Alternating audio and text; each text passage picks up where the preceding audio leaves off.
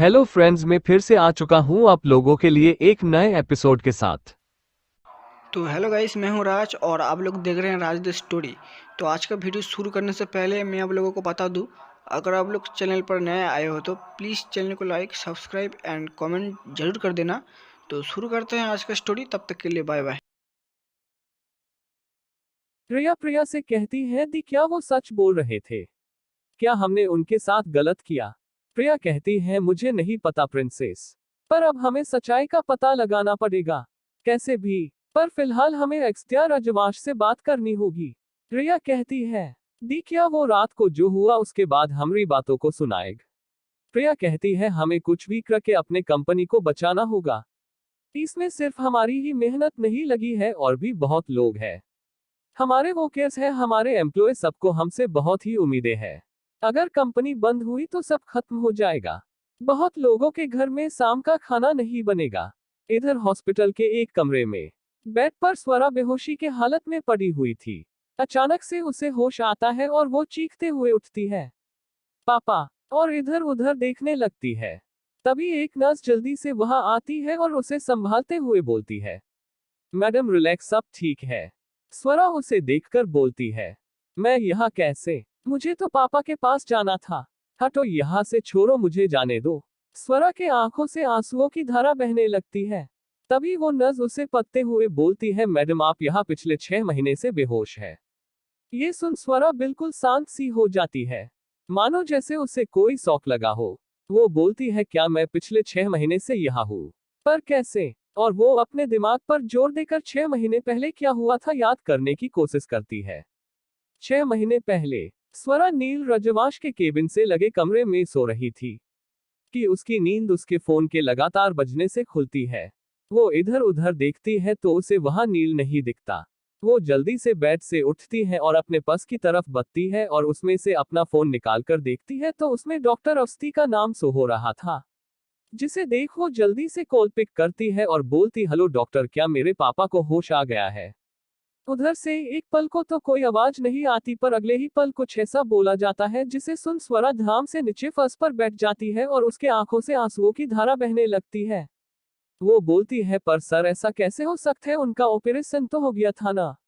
उधर से आवाज आती है, मिस स्वरा संभालिए खुद को। सब कुछ हमारे हाथों में नहीं होती, कुछ ऊपर वाले के भी हाथों में होती है। प्लस आप जल्दी से यहाँ आ जाए। स्वरा ये सुन फोन वही पटक देती है और रोने लगती है। उसे तो कुछ समझ नहीं आ रहा था कि अचानक से ये सब क्या हो गया। वो जैसे तैसे खुद को संभालते हुए उठती है और जिस हालत में थी उसी हालत में वो वहां से लखड़ाते हुए निकल जाती है। वो इस वक्त नील के शर्ट और ट्राउजर में थी। वो बदहवाशी से रोड की ओर चली जा रही थी। उसका चेहरा आंसुओं से भींगा हुआ था और टैक्सी रोकवाने की कोशिश कर रही थी कि तभी वो एक गाड़ी से टकरा जाती है, जिससे उसके सर से खून बहने लगते हैं और वो बेहोश हो जाती है। फ्लैशबैक एंड वो ये सब याद करते हुए बोलती है, ऐसे कैसे हो गया? मैं अब क्या करूं? पापा से मिल भी नहीं पाए और अमन कहाँ होगा? इतना बड़बड़ाते हुए वो वापस से बेहोश हो जाती है। नर्स उसे सही से बेड पर लेटाती है और डॉक्टर को बुलाने चली जाती है। इधर रजवांश कंपनी में रिया और प्रिया काउंटर पर बैठे लड़की को देख बोलती है, हेलो। लड़की जैसे ही रिया और प्रिया को देखती है वो अपनी सीट से खड़ी हो जाती है और बोलती है, मिस सिंघानिया, आइए, आपका हमारे कंपनी में स्वागत है। हम कैसे आपकी हेल्प कर सकते हैं? प्रिया कहती, क्या मिस्टर राजवंश अपने केबिन में है?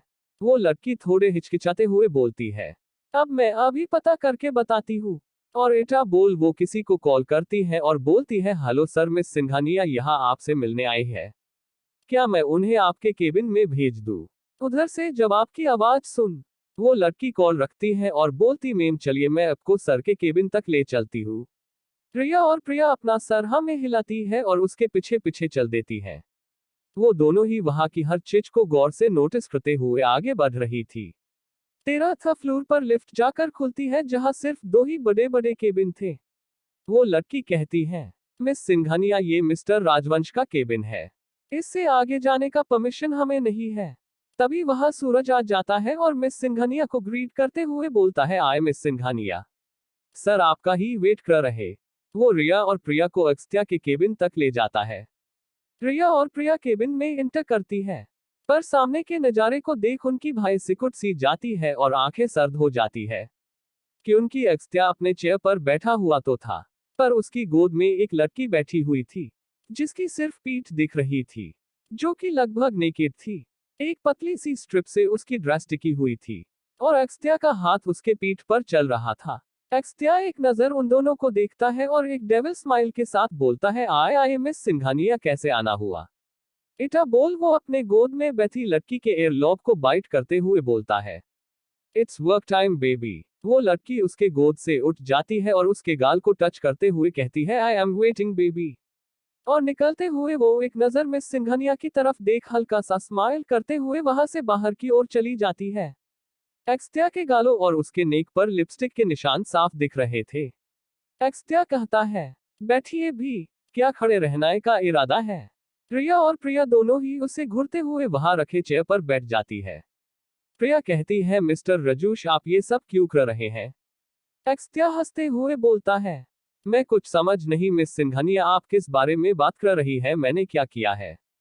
प्रिया कहती है, तुम हमारे कंपनी के सारे प्रोजेक्ट और इन्वेस्टर को अपनी तरफ कर रहे हो, उन्हें खरीद रहे हो, ऐसा कर क्यों रहे हो?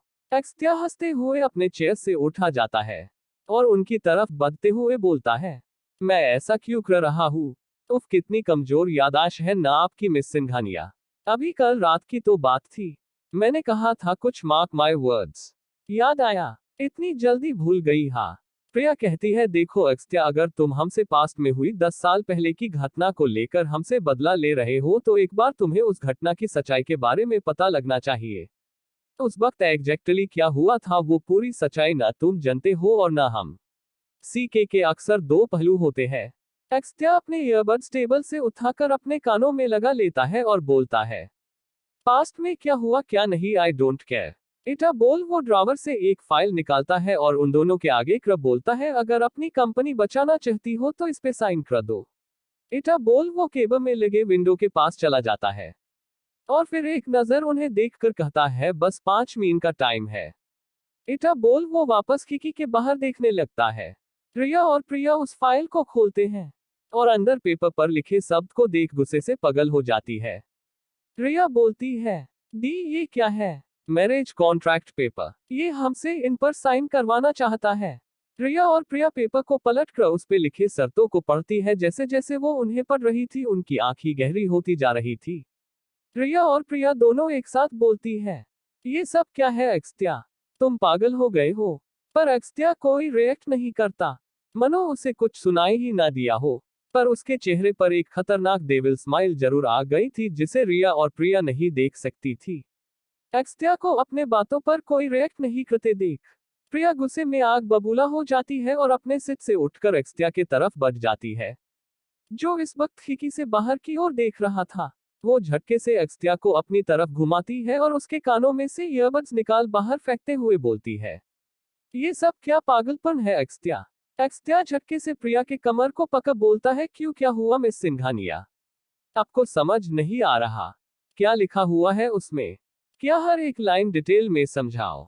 इटा बोल वो उसके एयरलॉक को अपने दांतों से पकड़कर उसे खींचते हुए बोलता है, 1 साल पहले याद है, मैंने भी तो ऐसे ही एक पेपर पर साइन किया था ना। तो फिर now it's a turn miss Singhania, what's a big deal? Priya उसे घर का देखने लगती है। एक्स्त्या भी उसके आंखों में देख रहा था। तभी वहां रिया आ जाती है और बोलती है, तुम हमें गुलाम बनाना चाहते हो और बोल रहे हो व्हाट्स अ बिग डील?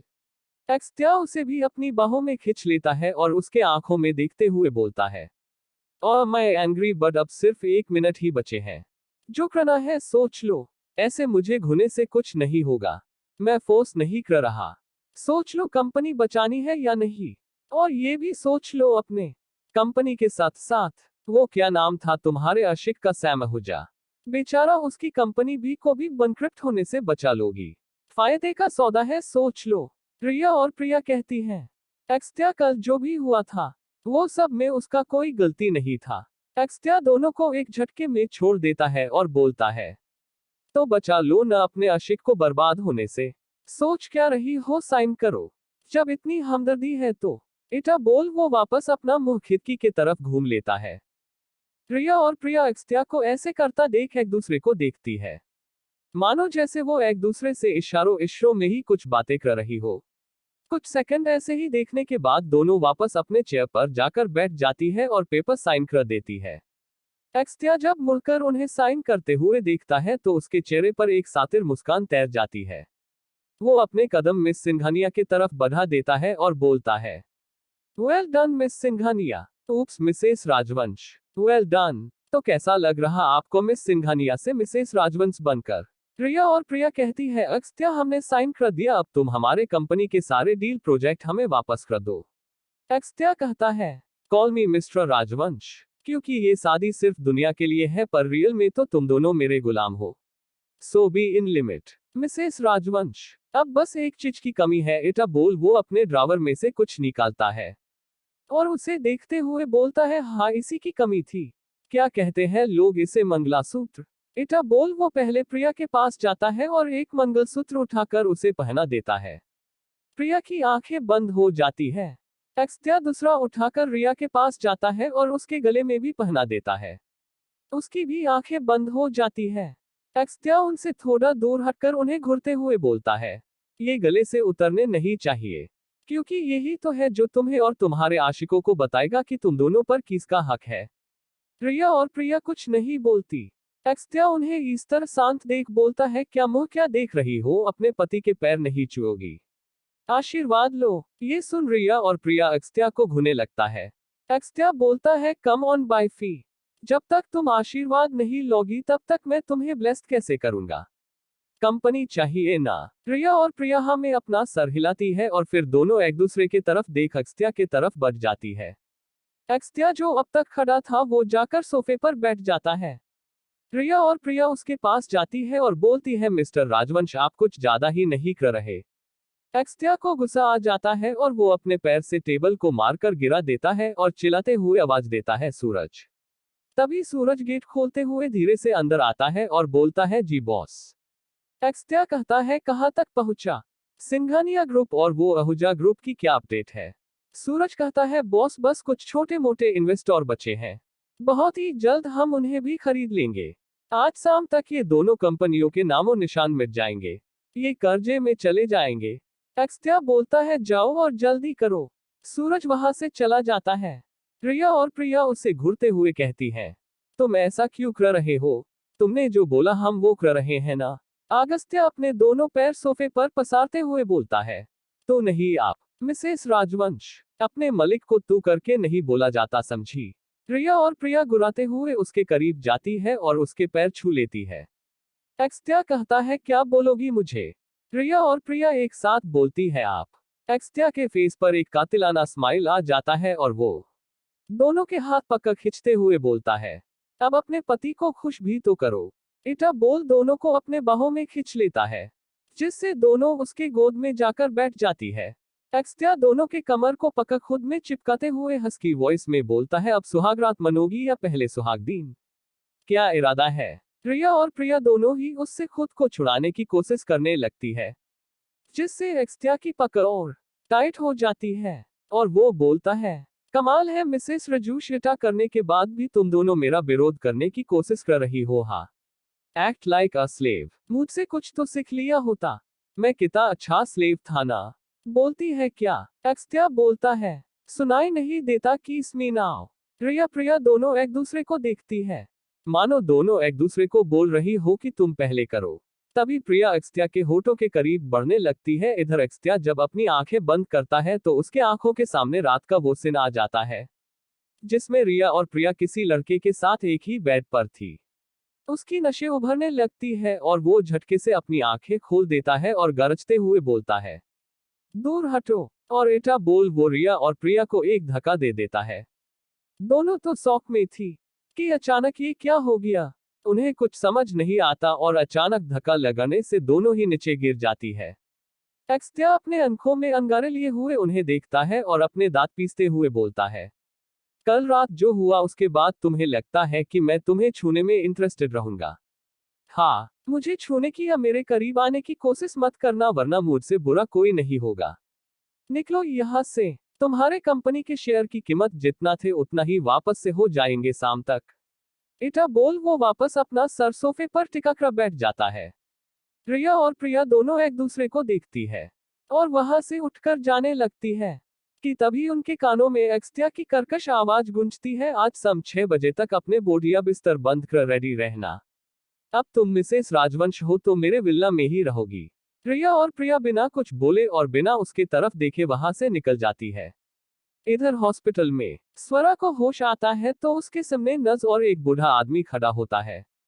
वो उठकर बैठ जाती है। तभी वो बूढ़ा आदमी बोलता है, बेटा आप ठीक है? स्वरा हमें अपना सर हिलाती है और बोलती है, जी पर आप कौन? नर्स कहती है, इन्होंने ही तुम्हें यहाँ भर्ती करवाया था और रोज आपके बारे में पूछा करते थे। स्वरा उनके तरफ देखती है और बोलती है, थैंक यू दादाजी। दादाजी बोलते हैं, इसकी कोई जरूरत नहीं है बेटा, तुम्हारी टक्कर मेरे ही गाड़ी से हुई थी, ये तो मेरा फर्ज था और माफी तो मुझे तुमसे मंगानी चाहिए थी। स्वरा कहती है, इसकी कोई जरूरत नहीं है दादाजी, मैं उस दिन अपने होश में ही नहीं थी, पर अभी मुझे जाना होगा एटा बोल वो बेड से उठने लगती है। दादाजी बोलते, बेटा तुम अभी बहुत वीक हो, तुम्हें आराम करने की जरूरत है। स्वरा कहती है, नहीं दादाजी मुझे अपने भाई के पास जाना होगा, उसका मेरे अलावा कोई नहीं है, वो बहुत परेशान होगा, न जाने किस हालत में होगा, अब मैं एक पल भी नहीं रुक सकती। 6 महीने हो गए। दादाजी उसके परेशानी को समझते हैं और बोलते हैं, ठीक है बेटा तो फिर मैं तुम्हें छोड़ दूंगा तुम्हारे घर तक। वो मना करने को होती ही है कि दादाजी उसे रोकते हुए बोलते हैं, मुझे दादाजी कहा है न तो मेरी ये बात नहीं मानोगी। जिसके बाद स्वरा मना नहीं कर पाती। तभी न स्वरा को उसका पस देती है और बोलती है, ये शायद आपका ही है ना। स्वरा हमें अपना सर हिलती है और उसे थैंक यू बोल दादाजी के साथ चल देती है।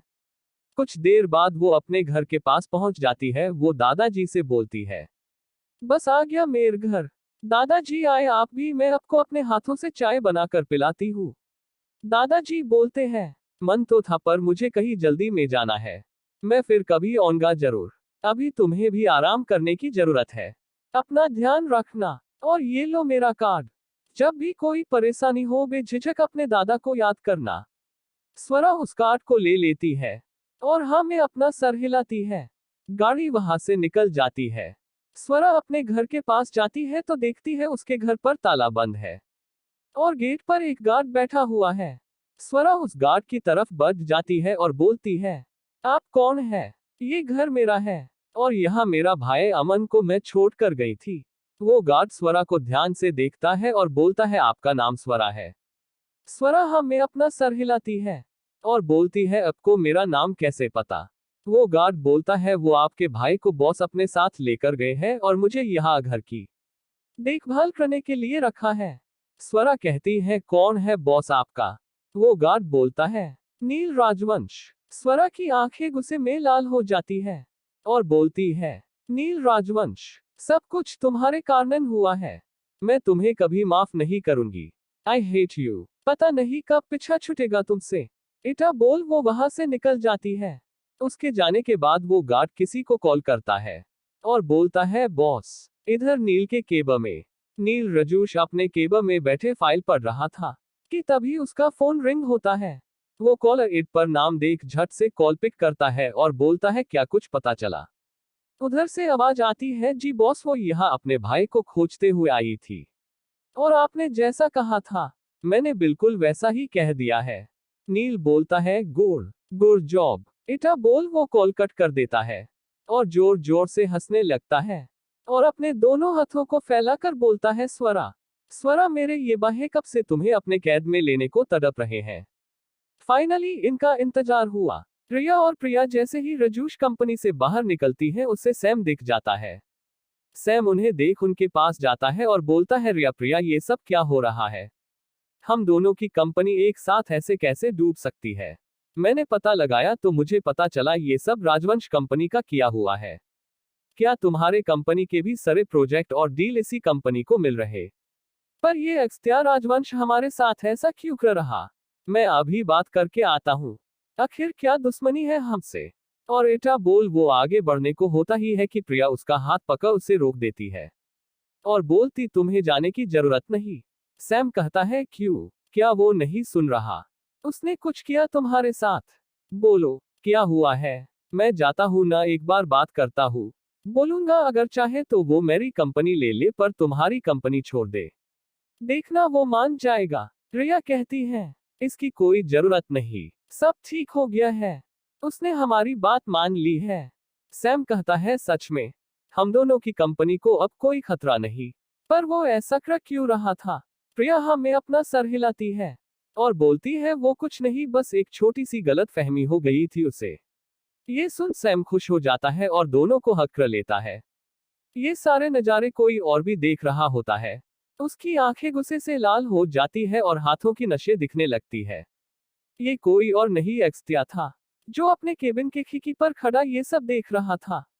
दांत पीसते हुए बोलता है, मिसेस राजवंश, ऐसी हालत करूंगा मैं तुम्हारी कि तुम एंडा से किसी भी लड़के के करीब जाने के ख्याल से भी डरोगी। इधर नील के केबिन में नील बस इधर से उधर टहल रहा था, जैसे कि वो किसी का बेसब्री से इंतजार कर रहा हो।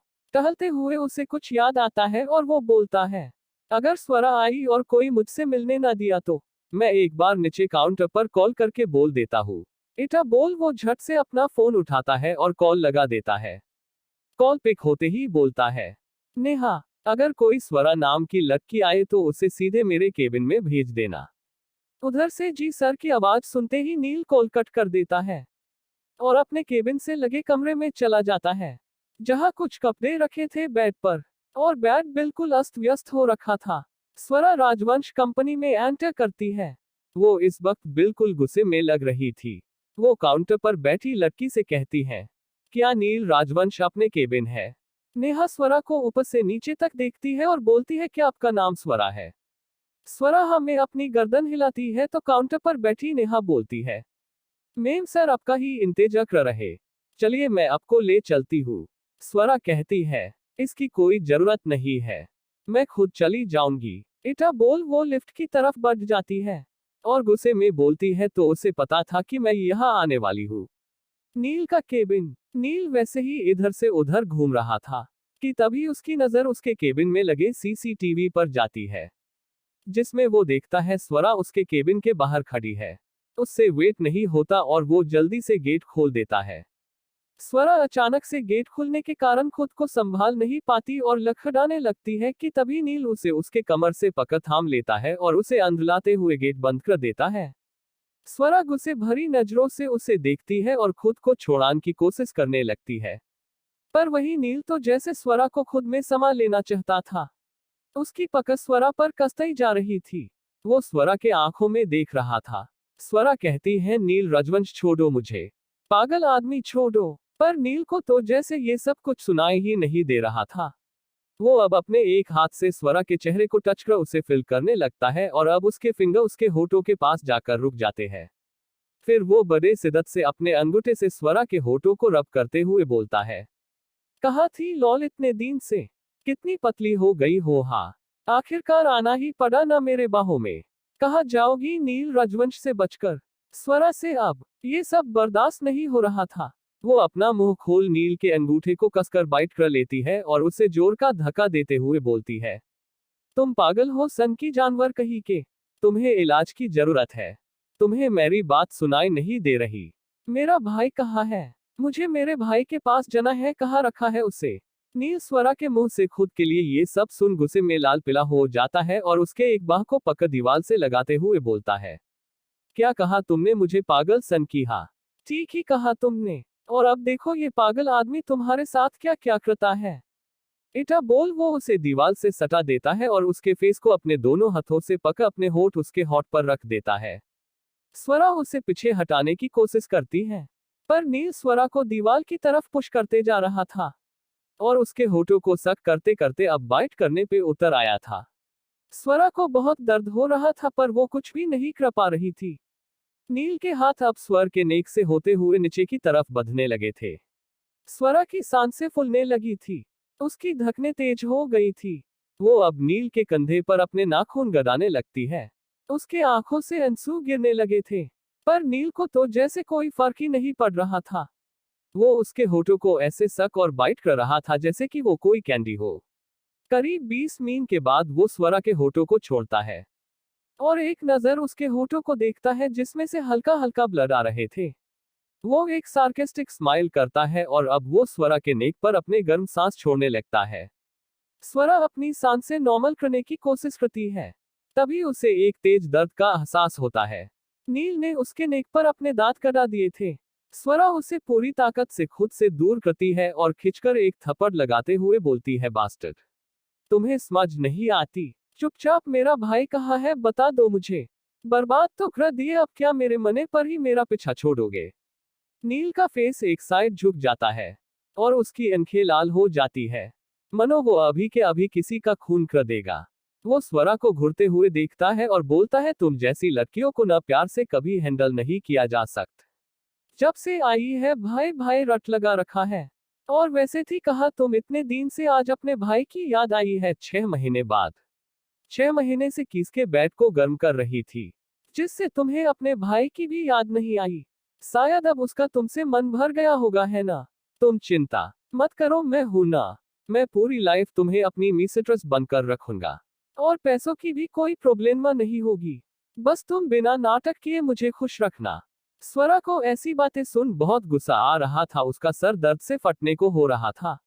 वो एक थप्पड़ और नील को मारने के लिए अपना हाथ उठाती ही है कि नील उसका हाथ पकड़ लेता है और गुस्से में बोलता है, तुम्हें ऐसे कोई बात समझ में नहीं आएगी।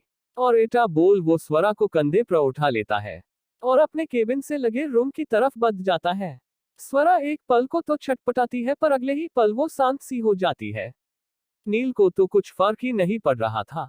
वो बोले जा रहा था, देखो तुम जैसे इस कमरे को छोड़कर गई थी, ये कमरा अभी भी बिल्कुल वैसे ही है। मैंने तुम्हें बहुत मिस किया। वो स्वरा को ले जाकर बेड पर पटक देता है। स्वरा बेड पर अचेत अवस्था में गिर जाती है। उसे कोई होश नहीं था। नील अपने सुर में स्वरा पर बिल्कुल ध्यान नहीं देता और वो उसके ऊपर झुकते हुए उसके फेस को पकड़ता है। तब उसे एहसास होता है कि स्वरा कुछ भी रिएक्ट नहीं कर रही। उसका ये देखकर तो जान हलक में आ जाती है। उसके चेहरे पर 12 बज गए थे। वो स्वरा के चेहरे को पकड़ थपथपाता है, पर उससे स्वरा पर कोई असर नहीं होता। वो बोलता है, लॉल वेक अप, ये क्या हुआ है तुम्हें? तभी उसके केबिन का डोर नॉक होता है, पर उसे कुछ सुनाई नहीं दे रहा था। उसके केबिन का डोर खुलता है और एक्स्ट्या अंदर आता है। वो केबिन में देखता है तो वहां कोई नहीं था। एक्स्ट्या नील को कॉल करता है। इधर नील स्वरा को होश में लाने की कोशिश कर रहा था। तभी उसका ध्यान अपने फोन पर जाता है जो रिंग हो रहा था। वो कॉल पे भाई का नाम देख पिक करता है और बोलता है, भाई स्वरा को पता नहीं क्या हो गया है, वो अचानक से बेहोश हो गई। अगस्त्या कहता है, तू है कहाँ? नील कहता है, केबिन के कमरे में। अगस्त्या बोलता है, मैं आस्कता हूँ। नील हाँ में अपना जवाब देता है। अगस्त्या कमरे में जाता है, जिसे देख नील उसके गले लग जाता है। एक्स्ट्या नील को संभालते हुए कहता है, कुछ नहीं होगा उससे, मैंने डॉक्टर को कॉल कर दिया, बस 5 मिनट में आती होंगी। तू टेंशन न ले, सब ठीक हो जाएगा। इधर मेंटल हॉस्पिटल में खुराना राजवंश नैना राजवंश से बोलते हैं, चलो बेटा, अब तुम्हारे घर जाने का वक्त हो गया है, चलो। नैना खुश होते हुए कहती है, सच में डैड? क्या एक्स्ट्या ने उन दोनों को हमारा गुलाम बना दिया है? खुराना राजवंश कहते हैं, हाँ, और उनके आने से पहले तुम्हें उन दोनों के स्वागत के लिए चलना चाहिए ना। नैना खुश हो जाती है और बोलती है, हाँ बिल्कुल डैड, चलिए। इधर राजवंश इंडस्ट्री में डॉक्टर आ गए थे। एक्स्ट्या नील से कहता है, ठीक है, मैं चलता हूँ, मुझे कुछ जरूरी काम है, तो खुद को संभाल। एक लड़की के लिए नील राजवंश का इतना परेशान होना अच्छी बात नहीं। नील अपना सर हाँ में हिलाता है तो एक्स्ट्या उसके माथे पर अपना हाथ फेरते हुए वहां से चला जाता है। एक्स्ट्या के जाते ही नील स्वरा के पास चला जाता है, जहां डॉक्टर उसे चेक कर रही थी। वो डॉक्टर से पूछता है, क्या हुआ है इसे? बोलते क्यों नहीं? डॉक्टर नील के तरफ देखते हुए बोलती है, क्या ये अभी अभी गहरी नींद से उठी है? क्या ये कोमा में थी? नील शॉक होते हुए बोलता, कोमा में? आप ये क्या बोल रहे हैं? डॉक्टर बोलते हैं, जी ये देखिए, इनके हाथों में ड्रिप के ये निशान, इससे साफ पता चल रहा कि ये हॉस्पिटल में भर्ती थी। देखिए ये इस वक्त बहुत कमजोर है, इन्हें रेस्ट और केयर की काफी जरूरत है। अगर ये इस वक्त ज्यादा टेंशन लेंगी तो ये वापस से कोमा में जा सकती है। आप समझ रहे हैं ना? नील हाँ में अपना गर्दन हिलाता है।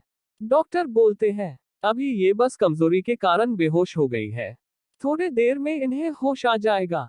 आप इनके खाने पीने का पूरा ध्यान रखें। और ये कुछ विटामिन की गोलियां हैं, इन्हें एक गोली डेली दे दीजिएगा।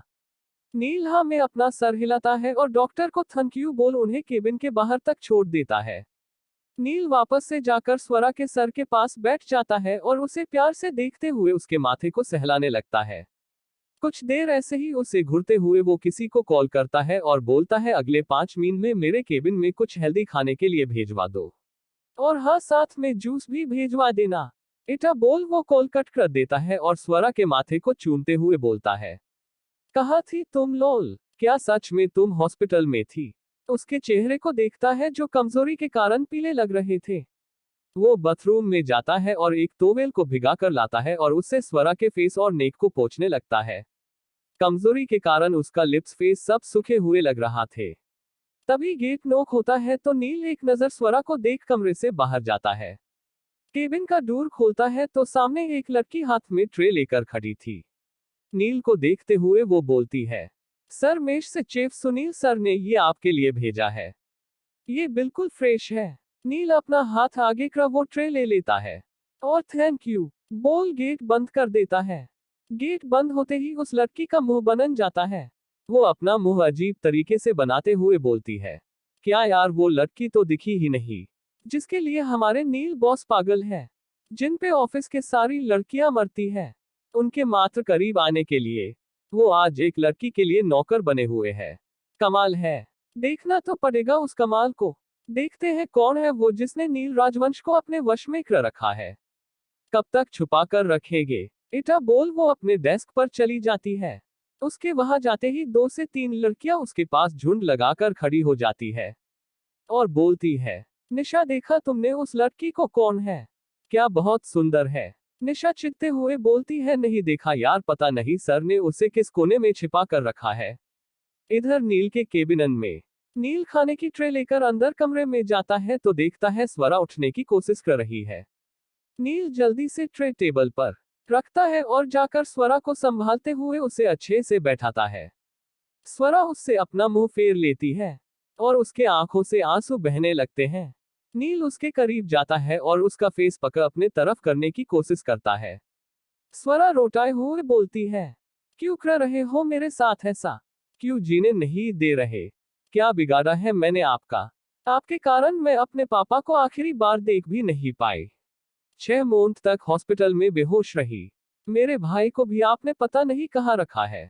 नील अपना फिंगर स्वरा के होठों पर रख उसे चुप करा देता है और उसके आंसुओं को पोंछता है और उसके फेस को अपने हथेलियों में भर उसके आंखों में देखते हुए बोलता है, मैं सिर्फ तुम्हें अपने पास रखना चाहता हूँ। I want you in my arms. बस और कुछ नहीं। और तुम्हें अमन से मिलना है ना? मैं तुम्हें उसके पास ले चलूंगा। वो बिल्कुल ठीक है, लेकिन उससे पहले तुम कुछ खा लो। तुम्हारी तबीयत ठीक नहीं है। अगर अमन तुम्हें ऐसे देखेगा तो उसे बिल्कुल अच्छा नहीं लगेगा। स्वरा नील के आंखों में देखती है और फिर अपने नजरें झुका लेती है। नील टेबल पर से ट्रे उठाता है और उसे बेड पर रख देता है। स्वरा एक नजर उस ट्रे को देखती है कि तभी नील एक निवाला उसके मुंह के पास ले जाते हुए बोलता है, मुंह खोलो। स्वरा कहती है, मुझे खिचड़ी नहीं पसंद। नील कहता है, डॉक्टर ने तुम्हें आज के लिए हल्का और हेल्दी खाने को बोला है, अब जल्दी से खा लो, फिर मैं तुम्हें अमन के पास ले चलूंगा। स्वरा अपना मुंह खोल देती है और नील उसे प्यार से खिलाने लगता है। इधर सिंघानिया विला में प्रिया और सैम तीनों इंटर करते हैं तो उन्हें सामने हाल में ही जसपाल सिंघानिया, दादाजी और शिवराज सिंघानिया सोफे पर बैठे दिख जाते हैं। वे दोनों भी जब तीनों को अंदर आते हुए देखते हैं तो खड़े हो जाते हैं और बोलते हैं, बेटा क्या हुआ? क्या कहा अगस्त्या ने? रिया कहती है, दादाजी आप लोग परेशान मत होइए, सब ठीक हो गया है, वो मान गया है। तभी सैम बोलता, हाँ दादाजी, शिवराज अंकल, रिया और प्रिया ने उसे मना लिया है। तभी शिवराज सिंघानिया रिया और प्रिया के पास आकर बोलते हैं, पर वो माना कैसे? बदले में क्या चाहिए उसे? मैं जितना जानता हूँ वो ऐसे नहीं मान सकता, हमें बताओ बेटा। दादाजी भी बोलते हैं, हाँ प्रिया, तुम दोनों ही बहुत होशियार और समझदार हो, मैं जानता हूँ तुम दोनों कोई भी उसकी नज़रेज मन को पूरा नहीं किया होगा। प्रिया कहती है, हमने कोई गलत काम नहीं किया है, आप लोग चिंता मत करो। इटा बोल वो सैम के तरफ देखते हुए बोलती है, सैम, हमने तुम्हारा टिकट वापस ऑस्ट्रेलिया का करवा दिया है। आज रात की फ्लाइट है, तुम चले जाना। ये सुन सभी शॉक हो जाते हैं और मिस सिंघानिया की तरफ देखने लगते हैं। सैम कहता, पर मुझे नहीं जाना, मैं यही रहना चाहता हूँ तुम दोनों के साथ, मैं नहीं जाने वाला कहीं। तभी रिया कहती है, अगर तुम नहीं गए तो हमारी दोस्ती खत्म। सैम मिस सिंघानिया, रिया और प्रिया के करीब जाते हुए बोलता है, पर क्यों, मुझसे कोई गलती हो गई है? इटा बोल वो दोनों के हाथ को पकड़ अपने हाथों में लेते हुए बोलता है, मैं जानता उस एक्सत्या राजवंश ने ही कुछ कहा है ना, बोलो, उससे हम तीनों मिलकर लड़ेंगे। मैं नहीं जाऊंगा। प्रिया कहती है, सैम तुम चाहते हो न कि सब ठीक हो जाए और हमारी दोस्ती ऐसे ही बनी रहे, तो प्लस बस कुछ महीनों के लिए यहाँ से चले जाओ और अब कुछ मत पूछो, फिर तुम कुछ समय बाद वापस आ जाना, सब ठीक हो जाएगा। तुम्हें हमारी दोस्ती की कसम, तुम फिलहाल ऑस्ट्रेलिया चले जाओ। इटा बोल दोनों अपना हाथ छुड़ाते हुए ऊपर कमरे की तरफ बढ़ जाती है। सैम और बाकी सब उन्हें बस जाते हुए देखते रह जाते हैं। रिया और प्रिया कमरे में जाते ही कमरे के दरवाजे को बंद कर देती है और दोनों एक दूसरे के गले लग जाती है। रिया कहती है, दी नीचे आपने सबको ये क्यों नहीं बताया कि हम यहाँ कुछ ही घंटे रहने वाले हैं? एक्सत्या ने हमारे कंपनी के बदले में उसने हमें अपनी वाइफ कम गुलाम ज्यादा बनाया है। ये बात शाम को तो उन्हें पता चल ही जाएगा और हमारे पास और कोई रास्ता भी तो नहीं था। हमें हमारी ममा के मौत का कारण भी पता करना है। सच्चाई पता करनी है तो हमें वहां जाना ही होगा। इधर नील के केबिन में नील स्वरा को खाना खिला रहा था। अचानक से स्वरा नील को हक लेती है। उसके आंखों से आंसुओं की कुछ बूंदें उसके गाल पर गिर जाती है। नील भी उसे कसकर पकड़ते हुए बोलता है, क्या हुआ लोल? स्वरा अपनी आंखें बंद करती है तो उसे नील की कही बातें याद आती है कि मैं तुम्हें पूरी लाइफ अपनी मिस्ट्रेस बनाकर रखूंगा। वो जल्दी से अपने आंखें खोलती है और नील से दूर होते हुए बोलती है, कुछ नहीं, वो अब मुझे नहीं खाना, प्लस अब आप मुझे अमन के पास ले चलो, मेरा पेट भर गया है। नील को ये सुन बिल्कुल अच्छा नहीं लगता, पर वो उस वक्त अपने गुस्से को काबू कर लेता है और बोलता है, ठीक है, मैं ले चलता हूँ, तुम ये जूस पी लो पहले। स्वरा एक सांस में सर जूस कर देती है और जाने के लिए बेड से उठ जाती है। शाम हो चुकी थी। रिया और प्रिया के जाने का वक्त हो चुका था। दोनों ने अपने कुछ सामान और कुछ डॉक्यूमेंट्स अपने बैग में पैक कर लिया था और दोनों ही कमरे में बैठ पूरे कमरे को बड़े ध्यान से देख रहे थे कि तभी प्रिया के फोन पर किसी का कॉल आता है। वो कॉलर एड पर नाम देखती है और बोलती है, एक्सत्या। प्रिया की भी नजर उस पर जाती है। प्रिया कॉल पिक करती है और स्पीकर पर करती है। उधर से एक्सत्या की भारी और कठोर आवाज सुनाई देती है, तुम दोनों का हुआ? बोडिया बिस्तर बंद लिया हो तो अपने विला के बाहर आओ, 2 मीन है तुम दोनों के पास। इटा बोल वो बिना मिस सिंघानिया के बात सुने कॉल कट कर देता है। रिया और प्रिया दोनों एक दूसरे को देखती रह जाती है। रिया कहती है, दी इसके तो पूरे तेवर ही बदल गए हैं, देखो बिना हमारी बात सुने कॉल कट कर दिया। प्रिया कहती है, अभी बाजी उसके हाथ में है, हमें ये सब सहना ही पड़ेगा जब तक हमें हमारी माँ के मौत की सच्चाई का पता न चल जाए। चलो हमें जाना होगा। वही हाल में दादाजी और शिवराज सिंघानिया बैठे बस रिया और प्रिया के कमरे की तरफ देख रहे थे। तभी उन्हें रिया और प्रिया बैग लेकर नीचे उतरते हुए नजर आती है, जिसे देख दोनों खड़े हो जाते हैं और एक दूसरे को देखने लगते हैं। रिया और प्रिया सीढ़ियों से नीचे उतरती है और उन दोनों के सामने आकर खड़ा हो जाती है। दादाजी और शिवराज सिंघानिया दोनों एक साथ बोलते हैं, ये सब क्या है? तुम दोनों बैग पैक कर कहाँ जा रही हो? तभी उन्हें दरवाजे की तरफ से एक आवाज आती सुनाई देती है, अपने ससुराल जा रही है दोनों। कब तक अपने प्रिंसेस को अपने घर में ही रखोगे और घर जमाए ढूंढते रहेंगे आप लोग? सबकी नजर दरवाजे पर जाती है जहां से एक्सत्या एक कोट पैंट पहने अंदर आ रहा था। दादाजी कहते हैं, क्या मतलब है तुम्हारा? एक्सत्या सार्केस्टिक स्माइल करते हुए बोलता है, आप लोगों को मिस सिंघानिया ने नहीं बताया कि अब वो मिसेस राजवंश हो चुकी है। ये सुन सभी चौंक जाते हैं। वहां खड़े आसपास के नौकर भी हैरान रह जाते हैं। पहले तो एक्सत्या को इस अवतार में देखकर और दूसरा कि मिस सिंघानिया अब मिसेस राजवंश बन चुकी है। शिवराज सिंघानिया रिया और प्रिया के तरफ देखकर उनसे सवाल करते हुए पूछते हैं, ये सब क्या है बेटा, क्या ये सच बोल रहा? प्रिया कहती है, हाँ ये सब सच है। हम दोनों की शादी अगस्त्या राजवंश से हो चुकी है। ये एक और बड़ा झटका था सबके लिए। दादाजी बोलते, ये क्या बोल रही है आप दोनों की शादी एक ही लड़के से। दोनों हमें अपना सर हिलाती है। शिवराज सिंघानिया अब अपना गुस्सा काबू नहीं कर पा रहे थे। वो अगस्त्या के कॉलर को पकड़ लेते हैं और बोलते हैं, मैं तुम्हें छोड़ूंगा नहीं। तुम मेरी बेटियों की जिंदगी बर्बाद नहीं कर सकते। मैं ये नहीं होने दूंगा। मैं नहीं मानता इस शादी को। मेरी बेटियां कहीं नहीं जाएगी, समझे? तुमने मजबूर किया है न मेरी बच्चियों को। अब निकल जाओ यहाँ से। तुम जैसे घटिया इंसान मैंने कहीं नहीं देखा। तुमने मेरी बेटियों को ब्लैकमेल कर उनसे शादी किया है। अगस्त्या को भी अब अपने गुस्से को कंट्रोल करना मुश्किल हो रहा था। वो अपनी मुठिया कस लेता है और बोलता है, अपना हाथ हटाए वरना कहीं मैं खुद पर से कंट्रोल न खो दूं। पर शिवराज सिंघानिया पर उसके वार्निंग का कोई असर नहीं होता। वो बोलते हैं, तुमने कंपनी के जगह पर ये शर्त रखी है ना, तो तुम ले लो उस कंपनी को, पर मेरी बेटियों से दूर रहो। अगस्त्या उनका हाथ अपने कॉलर से हटाता है और उन्हें हल्का सा धक्का देते हुए बोलता है, मैंने कोई जबरदस्ती नहीं किया है। और ये तो अच्छा ही है ना, आपकी बेटियां वैसे भी मेरे साथ बिना शादी के रह रही थी ना पहले। उससे अच्छा है ना कि मैंने उनसे शादी कर ली। आपको तो खुश होना चाहिए।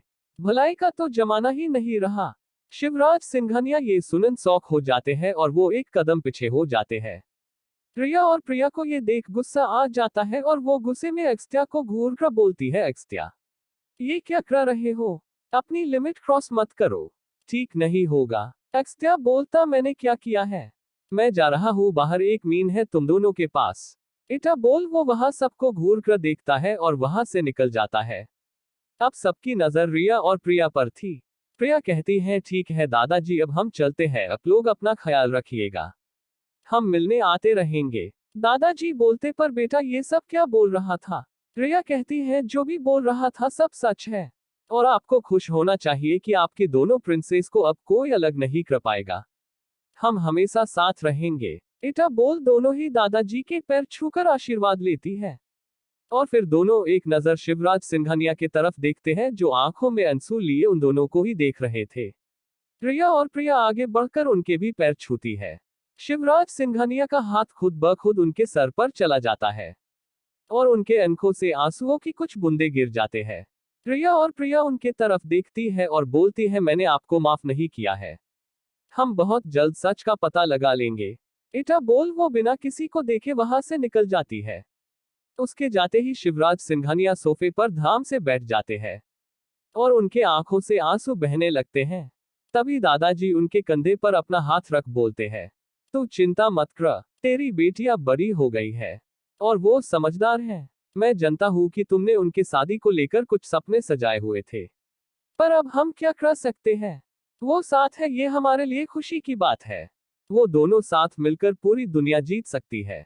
तुम्हें तो उन पर गर्व होना चाहिए कि उन दोनों ने अपने बारे में न सोच अपने कंपनी में काम कर रहे लोगों के बारे में सोचा। इधर विला से बाहर जब निकल रिया और प्रिया निकलती है तो देखती है सामने शेरा अपने हाथ बांधे खड़ा था। रिया कहती है, इस विला का और दादाजी का ध्यान रखना। और जैसे सब कुछ चल रहा था वैसे ही चलेगा, बस फर्क इतना है कि अब हम कुछ दिनों के लिए यहाँ नहीं रहेंगे। शेरा कुछ कहता उससे पहले दोनों वहां से आगे बढ़ जाती है। अगस्त्या गाड़ी के शीशे को नीचे कर बस अपनी दोनों वाइफ को ही देखे जा रहा था। इधर नील स्वरा को लेकर एक विला के अंदर एंटर करता है। वो विला बहुत बड़ा तो नहीं था, पर छोटा भी नहीं था। वो देखने में काफी सुंदर था। व्हाइट और ग्रे मार्बल से बना हुआ था। विला के चारों तरफ तरह तरह के पेड़ पौधे थे और सुंदर सुंदर फूल लगे हुए थे, जो किसी के भी को मोह ले। स्वरा ये सब बड़े ध्यान से देख रही थी। उसे बहुत अच्छा लग रहा था। वो सोचती है, ये तो मेरे ड्रीम हाउस से भी बहुत सुंदर है। कि तभी उसे एक प्यारी सी आवाज उसके कानों में गूंजती है, दीदी तुम आ गई। स्वरा विला के गेट पर देखती है तो वहां अमन खड़ा था। स्वर की आंखें भर आती है और वो अपने कदम उस ओर तेजी से बढ़ाने लगती है। अमन भी दौड़ते हुए स्वरा के पास आता है और उसके गले से लग जाता है। स्वरा भी उसे गले से लगाकर रोने लगती है। ये नजारा देख किसी के भाई चढ़ जाती है और दो आंखें उन्हें घूरकर देख रही होती है। इधर ऑस्ट्रेलिया में होटल के एक कमरे में एक आदमी सोफे पर बैठा हुआ था और सिगार के कस भर रहा था। वो देखने में बिल्कुल अंग्रेज लग रहा था। गोरी चमड़ी, भूरे बाल और भूरी आंखें, 6'6" हाइट और सख्त बॉडी। उसके सामने एक आदमी खड़ा था जो अड़ा से कांप रहा था। वो इंडियन लग रहा था। सोफे पर बैठा आदमी उसे घूरते हुए बोलता है, क्या हुआ, कहाँ है लड़कियां? वो आदमी डरते हुए बोलता है, बिलियनर सर, वो इस बार एक ही लड़की मिली मुझे, इस बार उसी से काम चला लीजिए। विलियम उसे खा जाने वाले नजरों से घूरते हुए टूटी फूटी हिंदी में बोलता है, ये क्या बकवास कर रहे हो तुम? तुम्हें अपनी जान और नौकरी प्यारी है कि नहीं? तुम जिन चाहते हो ना, मुझे 2 लड़कियों की जरूरत होती है, जानते हो ना तुम? तभी उस कमरे का दरवाजा खुलता है और वहां एक लड़की दौड़ते हुए आती है और बोलती है, पापा, मम्मी नहीं दिख रही। वो जो आदमी खड़ा था वो जल्दी से गेट के पास जाता है और बोलता है, तुम बाहर रहो, मैं आ रहा हूँ। विलियम की आंखें ये देख चमक जाती है। वो सामने खड़े इंसान से बोलता है, रवि, क्या ये तुम्हारी डॉटर है? रवि हिचकिचाते हुए बोलता है, जी सर। विलियम बोलता है, तो क्यों ना दूसरी लड़की की जगह तुम इसे ही मेरे कमरे में भेज दो, तुम्हें इसकी अच्छी खासी कीमत मिल जाएगी। रवि विलियम के आगे झुकते हुए बोलता है, नहीं नहीं सर, ऐसा मत बोलिए, वो ये सब नहीं कर पाएगी, वो बची है, अभी सिर्फ 20 की ही है। विलियम बोलता, वो ग्रेट, क्या कहते हैं तुम्हारी भाषा में उसे? हाँ, कच्ची कली। Sound interesting. इटा बोल वो जोर जोर से हंसने लगता है। वही रवि के पसीने छूट रहे थे।